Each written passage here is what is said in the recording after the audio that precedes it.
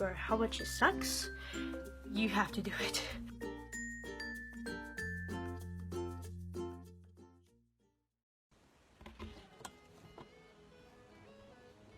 Hello, my name is Kaitlyn Turnboo, and I am the author of Superors the Potent. And in this video, I'm explaining why I decided to go the self-publishing route instead of the regular traditional publishing route. And a lot of authors have this problem deciding which is the best route, both if they're professional and if they're just amateurs. I want to start with the fact that the royalties were greater. I get paid more if I sell a book. If I went the traditional publishing route, typically there's a whole bunch of people that have to get paid. Also, you've got your editor, your publisher themselves, all the marketing teams that helped you. Also, with self-publishing, you get paid once a month. And you usually know in a month of advance when you're going to get paid, so it's easy to plan. If you go self-publishing, you get final say on everything, so like the cover of your book and all the rest of all the formatting and the way everything's worded. Whether a scene stays or goes, it's all up to you. Now, if you go the traditional publishing route, the publisher gets final say. If they don't want a scene to stay in for whatever reason, too bad. Okay, it's not going to stick no matter how much you worked on it. So if you're really proud of something and you think it easily flows into the story, then you get final say. You also get to pick your cover, and you get say on every final thing that happens, including your price. Also, with self-publishing, as soon as you hit that publish button, within 24 to 48 hours, your book will be on the market. Sometimes it can take up to a year to 2.5 years before your book will actually start showing up in online stores if you do traditional publishing. Now, self-publishing isn't all happy rainbows, or in case you can't tell, I'm a little biased on it. Everything, you still need a cover designer, you still need a formatter, you still need beta readers, you still need a professional editor. And the thing is, none of that is handed to you on a silver platter. Self-publishing, you have to find them all, and you have to research a lot also to find out which road, like which person would be best for you, which professional is going to suit your book better and make it the best it could possibly be. And also not overprice it, because quite frankly, you're not rich, I'm guessing. Also, typically if you go the publishing route, you are the writer, you send it to the publisher's in charge of the rest.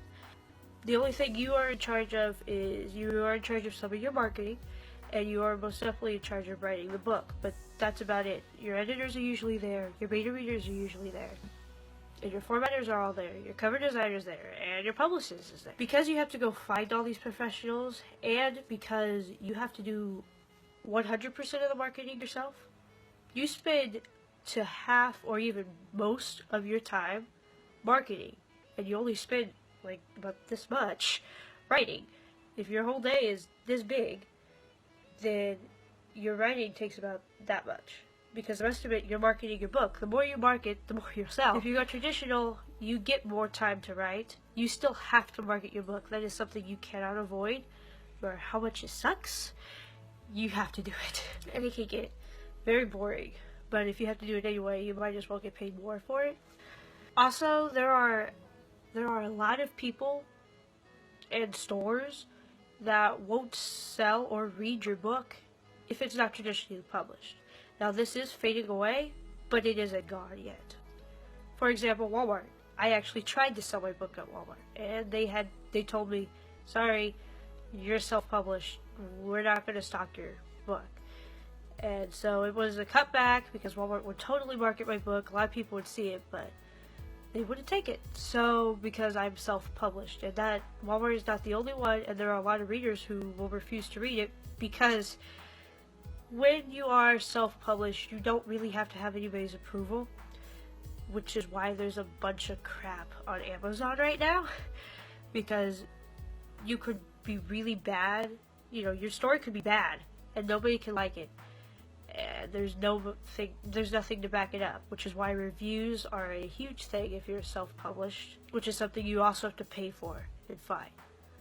Another thing that self-publishing that is kind of a drawback from it is that you do have to pay for everything, and you have to find the money for yourself, which is something that was extremely hard for me because I'm extremely young. I do not have a full-time job. I am a full-time student, and I have a part-time job, and I'm trying to write this book and market it as much as I can. And so, because of that, finding my professional editor, that was $1,000. I happened to get lucky and find an awesome editor that was at a really good price for me, aka I got it for free. I was lucky in that round, and I will probably never get that luck again. It was literally luck of the draw for that to happen to me. Also, something I had to hound for was beta readers because nobody wanted to stick with me. And I also had to pay up to $500 for my cover and my formatting on the inside, and to make it all look professional. So that's not something I just find laying around. If you do go the traditional route, typically it costs less, but at the same time it's so hard to get in, it almost costs you the same trying to get into so many places. Something that could be good or not, it's good for me, and it's good for a lot of writers, especially if they know what they want, is you are in charge of everything. Everything that goes wrong, it's your fault. Everything that goes right, it's your fault. So, if your book does really well, great job, you're doing something right. If your book goes down the toilet, well, you better change something, because it's on you.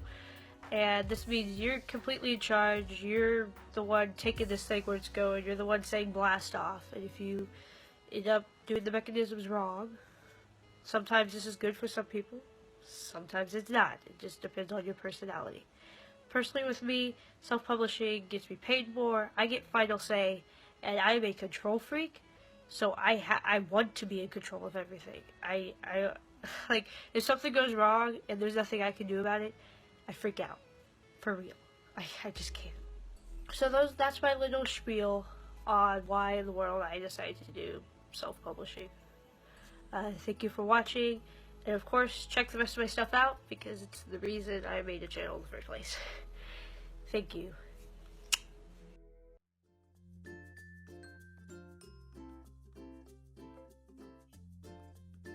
Hey, what's up? Thank you so much for watching me, and please hit that subscribe button and hit the thumbs up because that would absolutely make my day. And also, let's hang out on the internet, okay? I have a blog on Facebook, Twitter, and Instagram, and of course there's here on YouTube. All those links should be in the description. And I also need some help making this video, so if you could, please let me know either on my blogs or here in the comments what you would want to learn or see.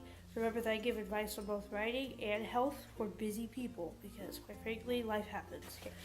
If I am any help to you at all, then please go ahead and check out the rest of my stuff. I mean, that would also make me happy. Thank you for watching, and I hope to see you again. I want to have you watch my videos again, so please come back.